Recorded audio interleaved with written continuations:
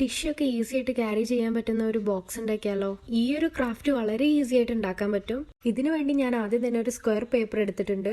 എന്നിട്ട് വീഡിയോയിൽ കാണുന്ന പോലെ 4 ഭാഗത്ത് നിന്നും മടക്കി കൊടുക്കുക. പിന്നീട് 4 ഭാഗത്ത് നിന്നും റെക്ടാങ്കിൾ രീതിയിൽ മടക്കി കൊടുക്കുക. അപ്പോൾ ഇതുപോലെയുള്ള ക്രാഫ്റ്റ്സ് ഒക്കെ ഡെഫിനറ്റ്ലി നിങ്ങൾ വീട്ടിലൊന്ന് ട്രൈ ചെയ്ത് നോക്കുക.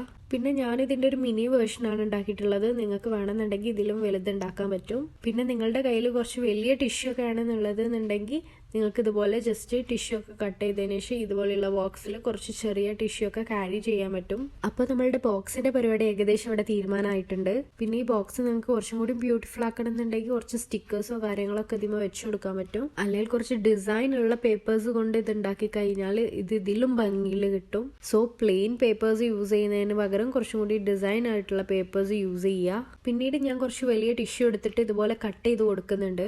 എന്നിട്ട് നമ്മൾ ഈ വീഡിയോയിൽ കാണിച്ച പോലെ അത് വെച്ചു കൊടുക്കുക.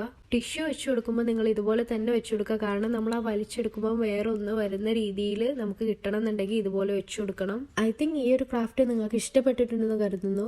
ഇനി നിങ്ങൾക്ക് വല്ല സജഷൻസോ കാര്യങ്ങളൊക്കെ ഉണ്ടെന്നുണ്ടെങ്കിൽ ഡെഫിനറ്റ്ലി അത് കമന്റിൽ രേഖപ്പെടുത്തുക. അപ്പോൾ വീഡിയോ ഇഷ്ടപ്പെട്ട ഡ്രോപ്പ് യുവർ ലവ്.